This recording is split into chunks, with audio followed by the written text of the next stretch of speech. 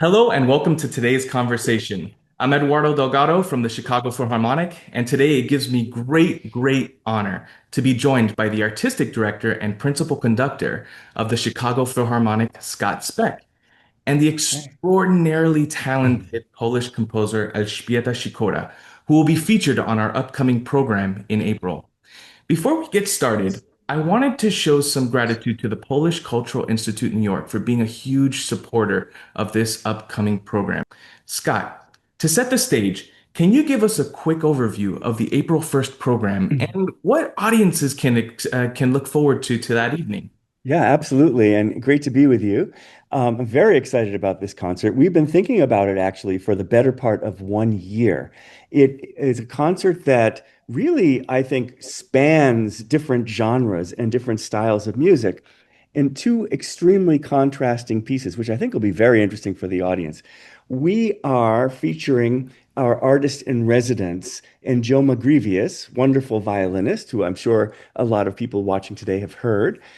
She'll be performing this piece, the Saint-Saëns Violin Concerto number 3.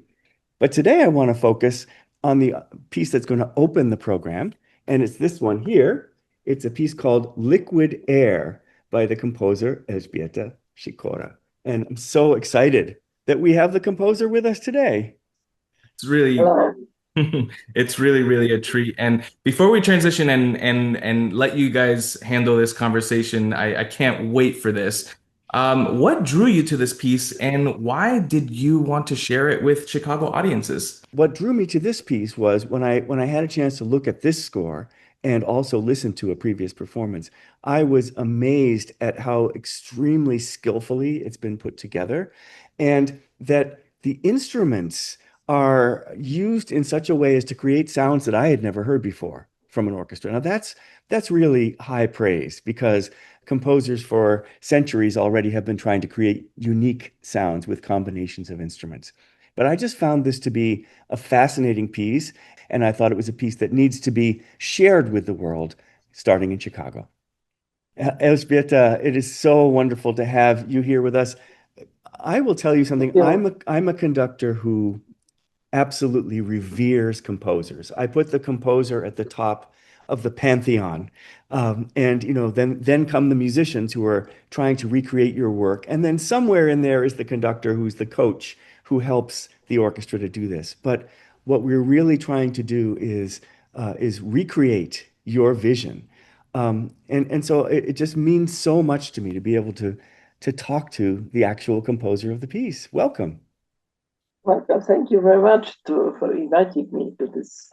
For people who may not be familiar with your work, is there anything you'd like to say to describe this piece, Liquid Air, the piece that we're going to be performing?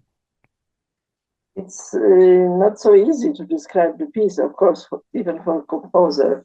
But I can say that the idea of mine was that I would like to do something which shows that the sound can become something else. So the one sound goes to another sound. One color of orchestra goes to another kind of colors. Hmm. And also the whole piece is like going from the first part, which is very quiet on the beginning and slow, to the third part, which remembers this first part, through the Mhm. second, which is much more energetic and much more different. So this was the global idea, and after that, I was looking for how to do it, of course. Yeah. One of the things that stands out to me is that, you mentioned different sections, and in fact, in this score, you have written it as different movements. So there's kind of a almost a classical feel there. We have a slow movement, then a very fast movement, and then the third movement, which combines a little bit of both slow and fast. Um, what led you to shape it this way instead of writing it as just one continuous piece of music?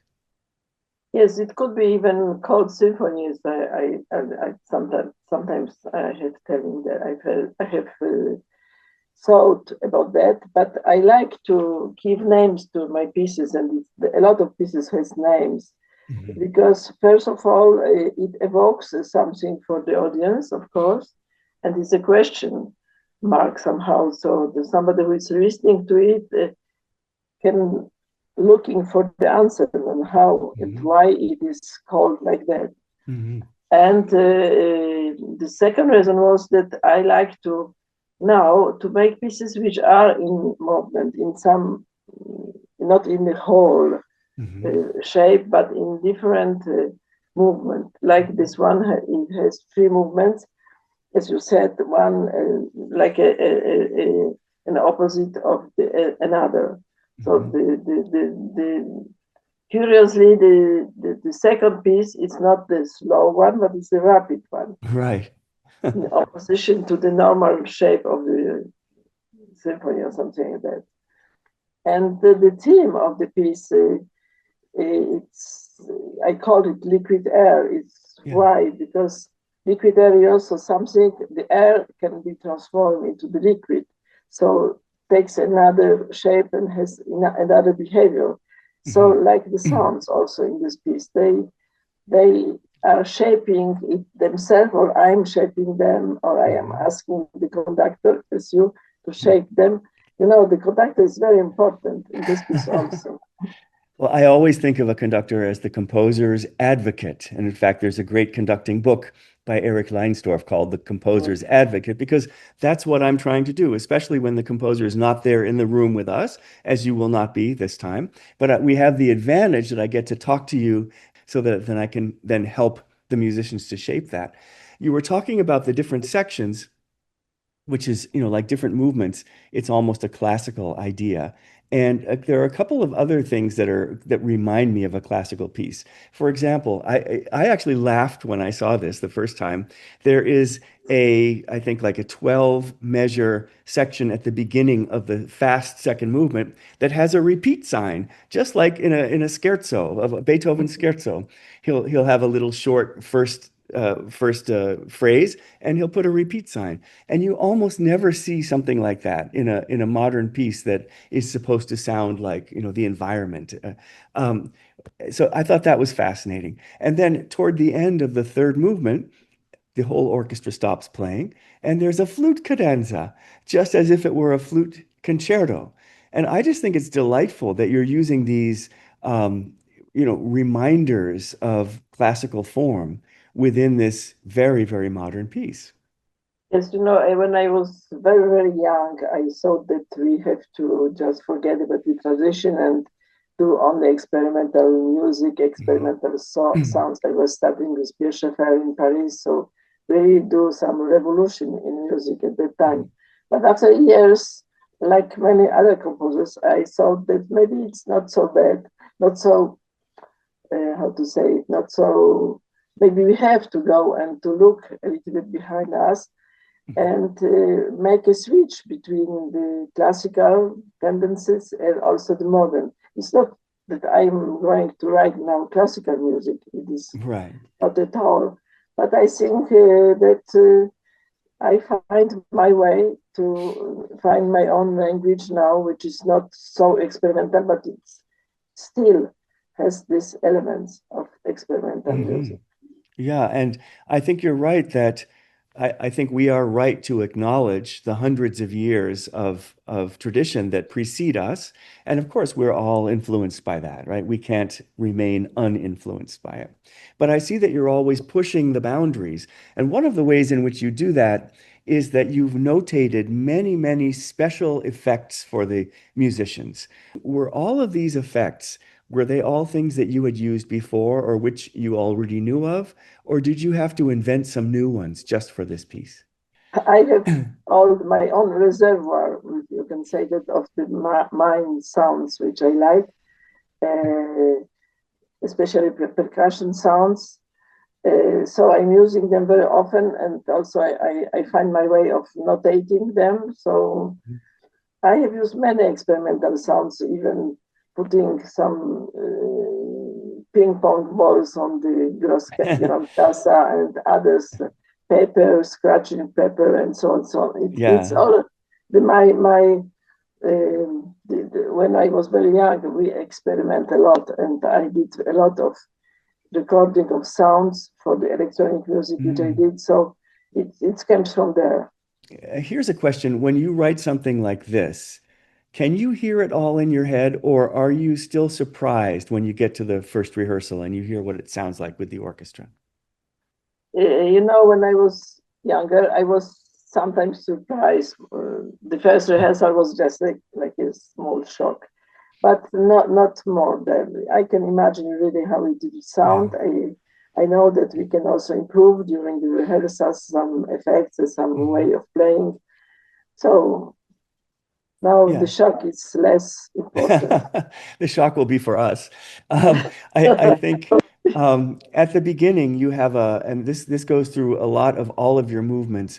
You create a sort of a tonality because at the beginning we hear a B flat, which is a low B flat, which is continued for a long time, and then the trumpet comes in with a loud B natural, which is dissonant to that B flat, but it's still you're sort of hearing it in relation to the lower note. And then there are moments when it really does sound tonal or harmonic. Which I don't know if that's an accident of, the different counterpoint of instruments that are happening, or whether that's on purpose. Are you thinking tonally here when you write this music? Um, I was not really, I was not thinking about doing some tonal fragments, but it comes like that, so I can just follow my instinct in this place. I'm not planning that really, but Right. it comes from the previous moment. I said to myself, maybe now I would like to be quiet a bit more, and I'm following a little bit Lutosławski's advice. Uh, He did. He told me when we met that in the big form of music, you have to make fragments which are exciting for the public, and also fragments which are more quiet. The public mhm. can be less stressed. Yeah. So, I have a great love for the composer Lutosławski, and in fact had the honor of premiering one of his pieces, or giving the American premiere of his piece called Grave for cello and yes. strings. And that was back in it was more than 30 years ago or so. But I'm a huge devotee of his style, and I can see the influence in your writing. Is there anything that you would want Chicago audiences especially to hear? Because I don't think this piece has been performed in this part of the world at all, this hemisphere, really. So this is American premiere, absolutely. Right. But isn't it also the first premiere outside of Europe? It's been played in Poland and in France. Of this piece Anywhere? is outside of Europe is the premiere, yes. That's so exciting. So not just This is American, but is there recently, is all this. Yeah, is there anything that you'd like Chicago audiences to be listening for, or any message that you have to the Chicago audience? Just to listen to it quietly, and I think it's all I would like to ask the audience, just to be Mhm. open-minded, and not to be too much astonished, but let the people go into the music, and I hope it will happen. We certainly will do that. And we have two performances. So we're performing for our general audience, but also a performance for students earlier in the day. And I always find that students always approach this music with an open mind and open ears. And I can't wait to see what their reaction is to Yes, this music. I like the idea you have to mix in the program some classical music with the modern music. It's a very good Yes. idea, and I had the experience that the public just love it also because it's something new for them.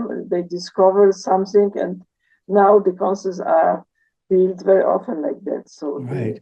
And And very once often, playing the classical music makes you think of the modern music in a different way, but the opposite is also true, because sometimes the modern piece acts as a sort of palate cleanser, as we would say, so that then when you get to the meat and potatoes movement of the chansons, for example, you're hearing it with new ears. And yes, I'm very excited to give that experience to our audience.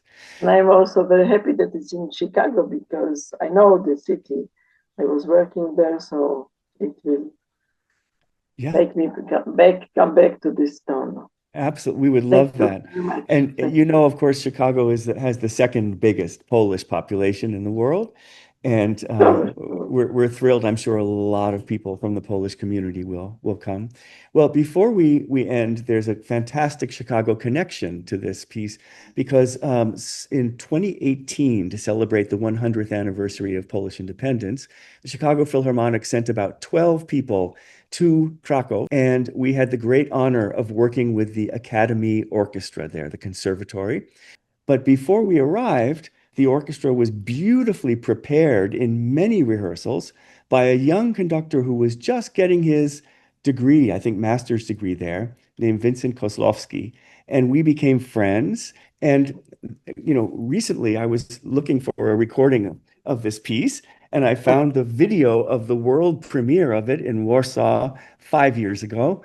And wouldn't you know, the conductor was Vincent Kozlowski, the same guy, the one Polish conductor that I know, who's my friend, is the one who's conducting this piece. I just think that's a fantastic connection. Oh, yes, he did the premiere and he was very, very good, and we understood each other very well. Yeah, it's beautiful. In fact, the better that I know the piece, the more impressed I am with him because that performance was really, really good. And we will hope to um, come full circle now, bringing this piece to Chicago, having learned from the orchestras in Poland and having learned from you. And all of this knowledge is going to go into our performance later this week. Thank you very much, and crossing my fingers. Thank you, Elżbieta. A real honor to speak with you. Thanks.